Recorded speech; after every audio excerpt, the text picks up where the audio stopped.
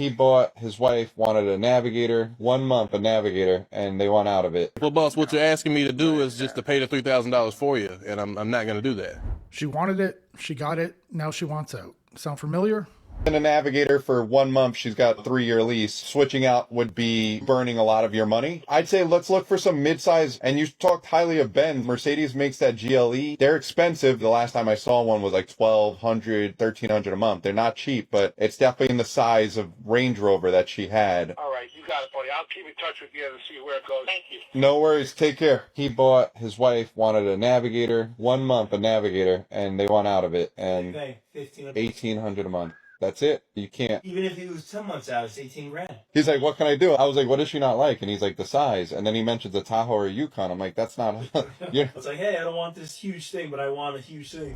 This might not be about the size of the Navigator. It might be about the $1,800 a month. That is a lot of money to lock yourself into. It might be why he's asking about the cheaper options. Just because you get approved for the payment doesn't mean you can afford it. Approval isn't the same thing as affordability. Could you do the payment that I was looking at monthly? What are the options? Leasing is going to be the best option in terms of budget-wise. That's going to be the cheapest thing that I can offer you pretty much. Unless you're going to do like 84 months at 0% in a traditional finance. The way that we can do the lease, it's like one of two things, man. So either you do that money up front, which is the $2,900 or so at signing, and then we can do that $279 payment. Or if we're just going to roll into the loan, it's going to be about $330. So you are adding another $50 monthly. I'm not adding that. That's just the math of the situation. Yes, sir. That's a little bit high for me, so that's not what I'm looking at actually. Well, boss, what you're asking me to do is just to pay the $3,000 for you, and I'm not going to do that. Okay, yeah. I mean, it's either you pay and then we can get to the $279 payment, or if you're going to do zero down at signing, it's going to be $330 plus. That's just. If you're buying or leasing a vehicle, you should at the very minimum be able to come up with the down payment.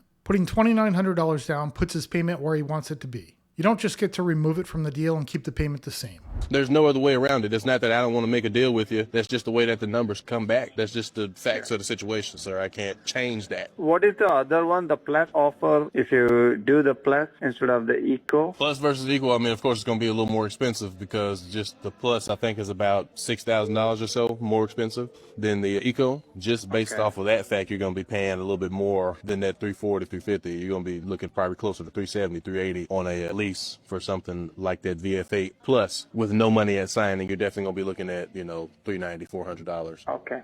All right. I advise you to shop around, sir, and realize that this conversation that we're having is just the facts of the situation. Yeah, I'm looking around, less than 300. So if anything, if you could offer, let me know. Thank you. Thanks a lot. If you're not willing to put the money down to get the payment you want, then maybe the payment isn't realistic for you. If putting $2,900 down feels like too much, maybe the car is too much. You don't just get to pick the payment, the numbers decide it. It literally does not matter what car you drive.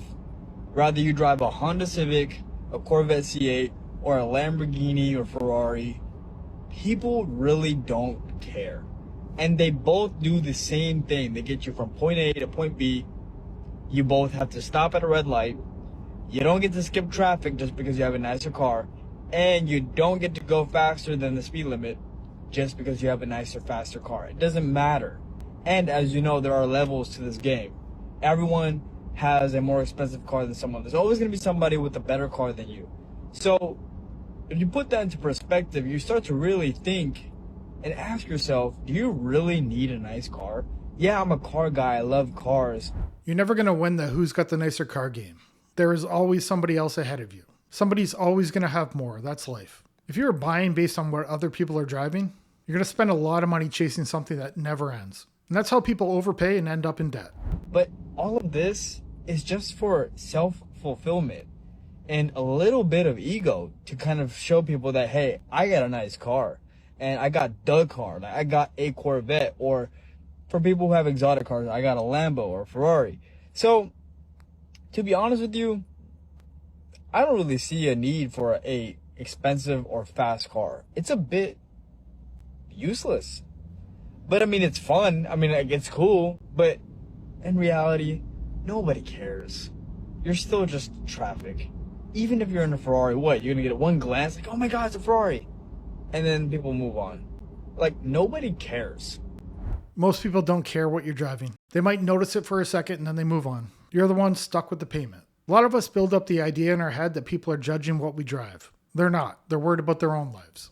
I have been in debt most of my life. I have made really bad financial decisions, and I've had a horrible mindset towards money and credit cards and debt and everything for so many years. I will say in 2020, I got very serious about my debt payoff, about budgeting. I got very into it. And then in about 2022, I fell off and I just kind of completely forgot about it. Didn't really pay attention to it, whatever. So I've always been like in and out. I've paid off my credit cards and then I'm good. And then I get back in debt. And it's like this endless cycle, you know? But I'm finally at a point now to where I've changed my mindset. I'm doing better. I'm working on paying off my debt and I'm like serious about it this time. And I'm like, no more after that. She mentioned that endless cycle, and I've done the same. Years ago, I had paid off all my debt. And within 2 years, I had racked it all back up again. It started with a few small charges on one card. And I started using the others while only making the minimum payments. It just snowballed. Before I knew it, everything was maxed out. But it is so easy to get so wrapped up and consumed in the fact that you have the open credit and you have easy access to all this money. At one point, I had almost $100,000 in open credit, and nobody needs that much money. Nobody needs that much open line of credit. And I just was in my head of thought, oh, it's like, I need that for what? Because then you're just gonna spend it. And I would just spend and spend and spend and spend on what? Having too much access to credit can be dangerous. When you have access to more credit than you realistically need, it becomes very easy to justify spending. Credit is a tool, and if you don't have the discipline to use it responsibly, you're gonna get trapped. And now it's like, I don't even know what the hell I would spend my money on. And I could make so many videos about what I did spend my money on. At the end of the day, it's all just stuff. And I will say there is some stuff that I don't regret. Like I've gone on many trips and I've seen so many concerts and I've done so many things and I've had fun and I've enjoyed my life. But I didn't need to put it on a credit card. And that's the most important thing. So when I'm out of debt, finally, for the last time, I'm not going to get back into it and I'm going to enjoy my life and pay for things cash because I can and I will be able to. I can't wait for that day though. She mentioned now she doesn't know what she would spend her money on. That's one of the big things that happened to me. I used to want to buy everything. I just wanted stuff. I cannot find anything I want anymore. I mentioned it in a previous video. I was going to go buy myself something, treat myself. I've kind of given up on that for now because I cannot find anything I want. Your mindset around money makes such a huge difference in your life. So here's the thing. Last July, I was almost $90,000 in credit card debt. I had no idea how I was going to get out of it. I could barely afford my groceries. I was putting everything on a credit card because I couldn't afford my minimum payments plus all of the necessities of my life. And I just had no idea what I was going to do.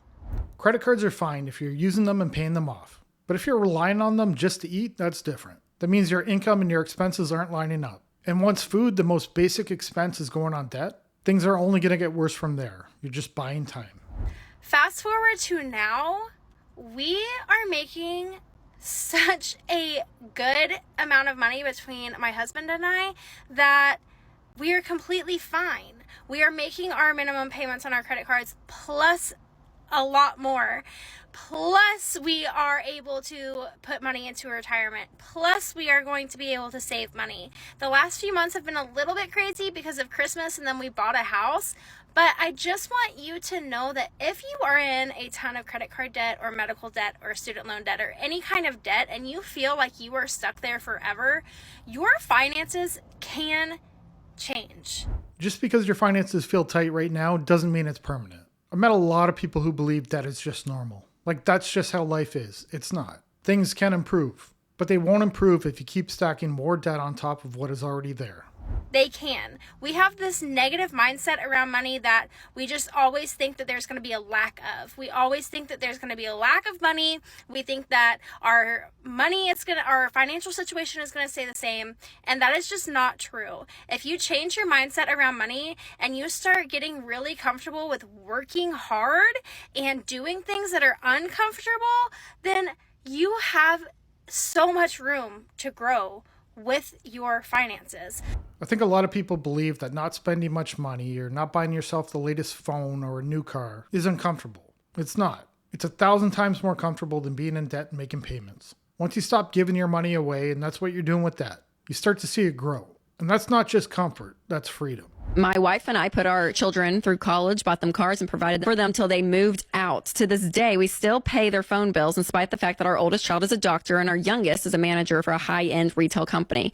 Both earn six-figure salaries. Due to unforeseen circumstances, we were hit with 2 natural disasters last year, a flash flood and a fire to our home. We currently only have 3 debts, 2 vehicles, which replace the ones that we lost in the flood, and our mortgage is $47,000. Even though our children earn 4 to 5 times what we make, they say, according to your teachings, in parentheses, they have no obligation to help us. This is just really strange. A doctor making great money and his parents are paying a cell phone bill. But you can make 6 figures and still be financially immature. If your parents are still covering your bills when you're making that kind of money, that's not a money issue. That's a maturity issue. They have told us, well, Dad, Dave Ramsey says to allow you to sink or swim because your debt is your obligation. Are we wrong to ask them for help, or are they interpreting your advice incorrectly? Well, first thing is, it's weird when you pay your grown kids' bills of any kind, including their phone bill. And you know whose fault that is, Robert? Yours. You should have cut that off when they left home. I don't pay Rachel's dadgum phone bill. They're okay letting their parents pay their cell phone, but not willing to help them out when they need it. They'll take the help, but when it's time to return it, suddenly it's not their responsibility. That's backwards. If you're growing and earning good money, the goal shouldn't be to keep dependent on your parents. It should be to step up for them. If you want to see more, you know what to do. We'll see you in the next one. Bye.